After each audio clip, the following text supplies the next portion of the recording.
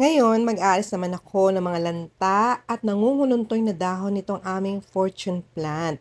Alam mo ba, marami din ang nagtatanim nito kasi nga may magandang mga benepisyo ang nakukuha dito. Unang-una raw, yung pagiging air purifier nito, yung mga polusyon ay nababawas-bawasan, pati mga ganyan. At eto pa, dahil nga sabi, fortune plan, nakakapagdala daw ng swerte.